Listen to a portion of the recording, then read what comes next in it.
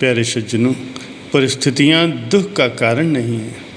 असली कारण जो हम नहीं करना चाहते उसके लिए हमेशा न्याय युक्त कारण सोच लेते हैं और बेफिक्र हो जाते हैं। ऐसी कौन सी परिस्थिति है जिसमें आदमी शांत न हो सके? ऐसी कौन सी परिस्थिति है जिसमें आदमी प्रेम पूर्ण न हो सके? ऐसी कौन सी परिस्थिति है जिसमें आदमी थोड़ी देर के लिए मौन और शांति में प्रविष्ट न हो सके? हर परिस्थिति में वो होना चाहे तो बिल्कुल हो सकता है। यूनान में एक वजीर को उसके सम्राट ने फांसी की सज़ा दे दी। सुबह तक तो सब ठीक था। दोपहर वजीर के घर सिपाही आए और उन्होंने घर को चारों तरफ से घेर लिया और वजीर को जाकर खबर दी कि आप कैद कर लिए गए हैं और सम्राट की आज्ञा है कि आज शाम 6 बजे आपको फांसी दे दी जाए। वजीर के घर उसके मित्र आए हुए थे। एक बड़े भोजन का आयोजन था। वजीर का जन्मदिन था। उस दिन एक बड़े संगीतज्ञ को बुलाया गया था। वो अभी अभी अपनी वीणा लेकर हाजिर हुआ था। अब उसका संगीत शुरू होने वाला था। संगीतज्ञ के हाथ ढीले पड़ गए। वीणा उसने एक ओर रख दी। मित्र उदास हो गए। पत्नी रोने लगी। लेकिन उस वजीर ने कहा कि 6 बजने में अभी बहुत देर है, तब तक गीत पूरा हो जाएगा, तब तक भोजन भी पूरा हो जाएगा। राजा की बड़ी कृपा है कि 6 बजे तक कम से कम उसने फांसी नहीं दी। लेकिन वीणा क्यों बंद हो गई? भोजन क्यों बंद हो गया? मित्र उदास क्यों हो गए? 6 बजने में तो अभी बहुत देर है। 6 बजे तक कुछ भी बंद करने की ज़रूरत नहीं।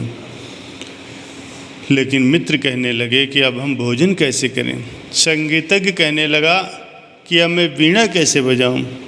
परिस्थितियां तो बिल्कुल अनुकूल नहीं हैं। वो आदमी हंसने लगा जिसको फांसी होने वाली थी। उसने कहा कि इससे भला अनुकूल परिस्थितियां और क्या होंगी? 6 बजे मैं मर जाऊंगा। क्या ये उचित नहीं होगा कि इससे पहले मैं संगीत सुन लूं? इससे पहले मैं अपने मित्रों के संग हंस खेल लूं, बोल लूं? क्या ये उचित नहीं होगा कि मेरा घर एक उत्सव का स्थान बन जाए? क्योंकि शाम 6 बजे मुझे हमेशा को विदा होना पड़ेगा। घर के लोग कहने लगे, परिस्थिति अब अनुकूल नहीं रही कि अब कोई वीणा बजाए। परिस्थितियाँ अनुकूल नहीं रही कि अब कोई भोजन करे। लेकिन वो आदमी कहने लगा, इससे अनुकूल परिस्थिति और क्या होगी? जब 6 बजे मुझे हमेशा के लिए विदा हो जाना है, तो क्या ये उचित नहीं होगा कि विदा होते क्षणों में मैं संगीत सुनूं? क्या ये उचित नहीं होगा कि मित्र उत्सव करें?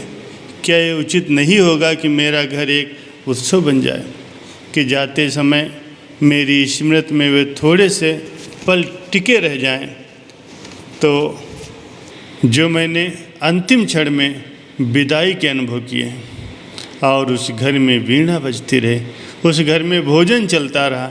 यद्यपि लोग उदास थे, संगीतज्ञ उदास था, लेकिन वो वजीर खुश था, वो प्रसन्न था। राजा को खबर मिली। राजा देखने आया कि वजीर कहीं पागल तो नहीं हो गया। और जब वो पहुंचा तो घर में वीणा बजती थी। मेहमान इकट्ठे थे और राजा जब भीतर गया तो वजीर खुद भी आनंद मग्न बैठा था। तो उस राजा ने पूछा, क्या तुम पागल हो गए हो? खबर नहीं मिली कि शाम 6 बजे तुम्हारी मौत हो रही है? उसने कहा, खबर मिल गई है, इसीलिए आनंद के उत्सव को हमने तीव्र कर दिया। उसे शिथिल करने का तो सवाल ही नहीं था, क्योंकि 6 बजे तो मैं विदा हो जाऊंगा। तो 6 बजे तक आनंद के उत्सव को हमने तीव्र कर दिया, क्योंकि ये अंतिम विदा के क्षण हमारे दिमाग में स्मरण रहे।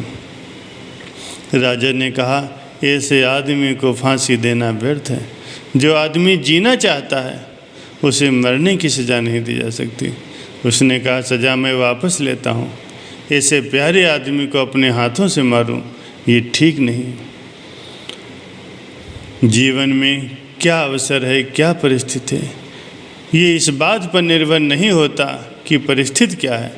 ये इस बात पर निर्भर होता है कि आप उस परिस्थिति को कैसे लेते हैं। किस दृष्टि से आप लेते हैं। मुझे नहीं लगता कि कोई भी ऐसी परिस्थिति हो सकती है जो आपके जीवन में सुख आनंद की तरफ जाने से आपको रोकती है। आप ही अपने आप को रोकना चाहते हो तो बात दूसरी है। तब हर परिस्थिति रुक सकती है, और आप ही अपने आप को न रोकना चाहते हो तो कोई भी परिस्थिति न कभी थी न कभी हो सकती है। थोड़ा ध्यान से अपनी दृष्टि को देखने की कोशिश करें, परिस्थितियों को देश देना बंद करें। थोड़ा ध्यान इस बात पर रहे कि मेरा दृष्टिकोण, परिस्थितियों को समझने की मेरी वृत्ति, मेरी पहुंच कहीं गलत तो नहीं है, कहीं मैं गलत ढंग से तो चीज़ों को नहीं ले रहा हूँ। फिर आप पाएंगे सुख दुख, सफलता असफलता सब कुछ आपके नज़रिए पर निर्भर करती हैं। अपनी सोच को बदलो, फिर आपको हार में भी जीत दिखाई देगी, दुख में भी सुख दिखाई देगा।